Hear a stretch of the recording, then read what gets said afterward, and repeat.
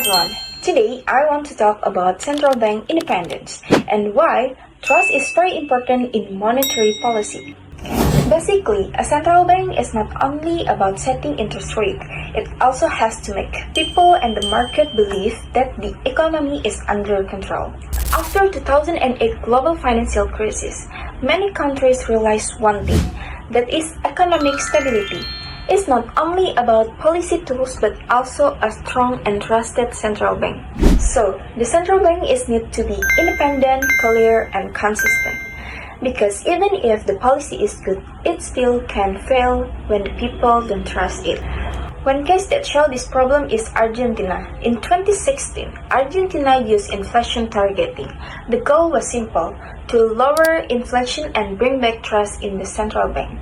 At first, this policy looked promising, but later it didn't work well. The big problem happened on December 28, 2017. The government and the central bank changed the inflation target. The target for 2018 was first around 8 to 12%, but then it was changed to 15%. The issue was not only the target change.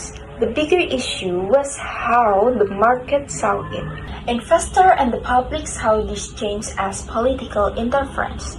They thought the central bank was no longer fully independent. Because of that, trust in the central bank went down. People started to doubt the central bank's promise to control inflation. Then, inflation expectation went up. Even when the central bank raised interest rate, people still didn't fully believe that inflation would go down. This shows that interest rate alone are not enough. If people don't trust the central bank, the policy will not work well. This case can be explained by the theory of time inconsistency from Kitland and Prescott.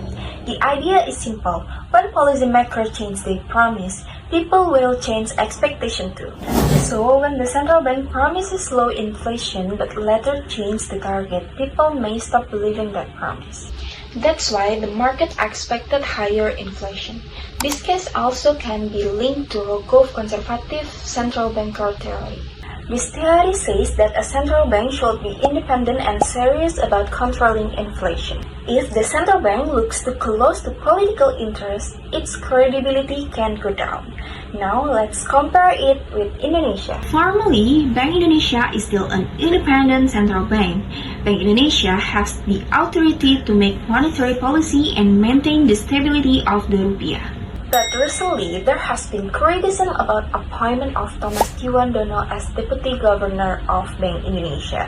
This issue became sensitive because Thomas Yuwandono is the nephew of President Prabowo.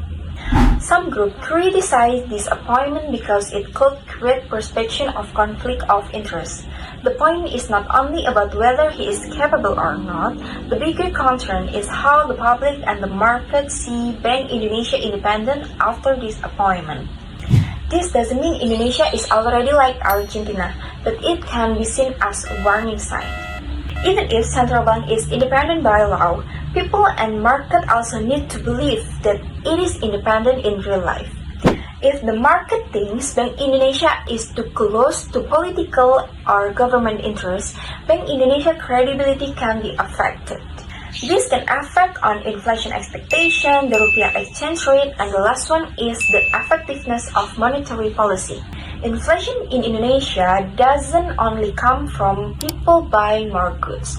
It can also from food prices, energy prices, commodity prices, exchange rate pressure, and the last one is global uncertainty. That's why Bank Indonesia needs flexible policy. Bank Indonesia doesn't only focus on inflation, but also on financial stability and the rupiah exchange rate. But this flexibility needs to be explained clearly. If not, people may get confused. Is Bank Indonesia focusing on inflation, the rupiah growth, or financial stability? This is why credibility is very important. The lesson from Argentina is clear. A central bank doesn't need a legal independence. It also needs a public trust, consistent policy, and the last one is clear commitment. For Indonesia, the challenge is to keep Bank Indonesia trusted by the public and the market. Indonesia is not in the same position as Argentina, but the issue of political prospection still needs to be taken seriously. If public trust in Bank Indonesia get weaker, then even strong policies like raising interest rate may become less effective. In the end, a strong central bank is not only a bank that can raise or lower interest rate.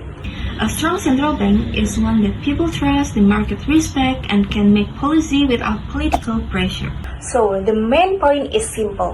Monetary stability is not only about policy tool, it's also about consistency, independence, and trust. That's all from me. Thank you for your attention. I hope this explanation is helpful and can support my presentation score. Dadah, see you next video.